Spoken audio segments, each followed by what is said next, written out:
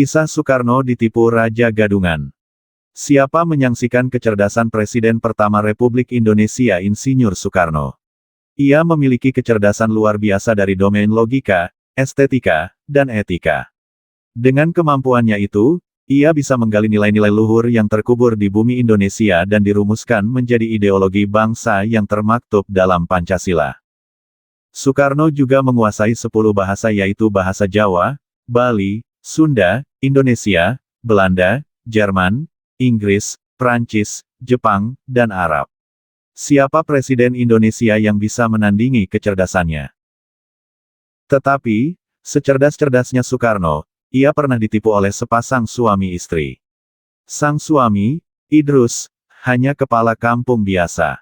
Bahkan ada yang melaporkan ia seorang tukang becak. Sedangkan, istrinya, Markona adalah PSK atau pelacur kelas bawah di Tegal, Jawa Tengah. Bagaimana pasangan ini bisa menipu presiden cerdas yang dikelilingi oleh orang-orang pintar? Kasus Idrus dan Markona ini menjadi perhatian koran-koran Belanda. Harian Het Parool edisi tanggal 19 Juli tahun 1958 melaporkan, Indonesia baru-baru ini tengah terjadi ketegangan dalam negeri. Banyak yang menertawakan petualangan Raja Sumatera Selatan, di mana Presiden Soekarno, Wali Kota Jakarta, Bandung, Semarang, Solo, Yogyakarta, dan Madiun telah tertipu. Bagaimana modus Idrus mengelabui pejabat dan Presiden Republik Indonesia? Koran Belanda Het Parool menceritakan, pada tanggal 8 Agustus tahun 1957 di Palembang, muncul seorang laki-laki berusia 42 yang datang dari pedalaman Sumatera. Ia mengaku sebagai pangeran dari bekas wilayah kekuasaan Sriwijaya. Namanya Idrus bin Pohon. Ia punya 5 orang abdi. Penampilannya mirip sipil dan militer. Selanjutnya, pada tanggal 10 Maret tahun 1958, bermodal surat rekomendasi dari pemerintah Sumatera Selatan, Idrus dan pengikutnya berangkat ke Jakarta. Koran Belanda lain, Leeuwarder Courant edisi tanggal 7 April tahun 1959 dan Nieuwsblad van het Noorden edisi tanggal 10 Februari tahun 1959 memberitakan bahwa Idrus mengaku sebagai raja suku anak dalam yang berada di pedalaman Jambi. Di Jakarta, Idrus dan rombongannya diterima Presiden Soekarno di Istana Negara. Idrus berencana berkeliling ke sejumlah kota di Jawa. Soekarno bersedia memberi fasilitasnya. Harapannya agar Idrus bisa melihat dan belajar perkembangan kota-kota di Jawa.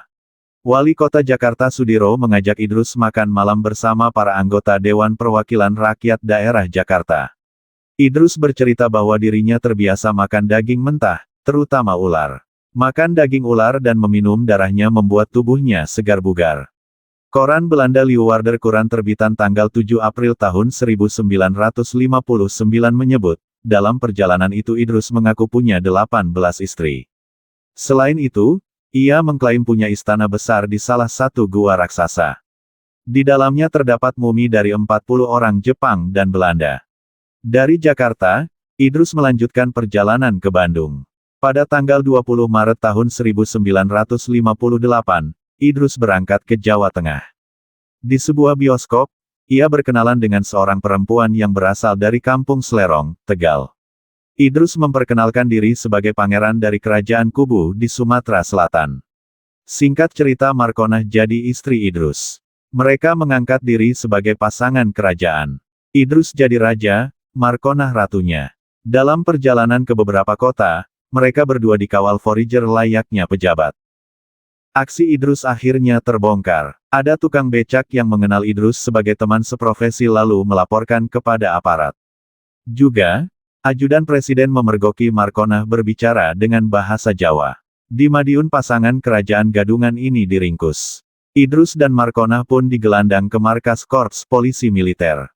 Mereka kemudian diperiksa dan diadili.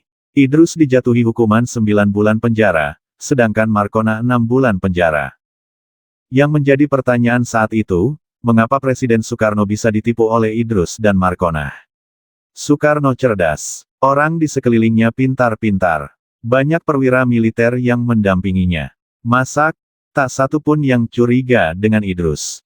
Padahal, banyak kejanggalan. Misalnya, suku anak dalam tidak memiliki raja. Pemimpin mereka adalah kepada suku.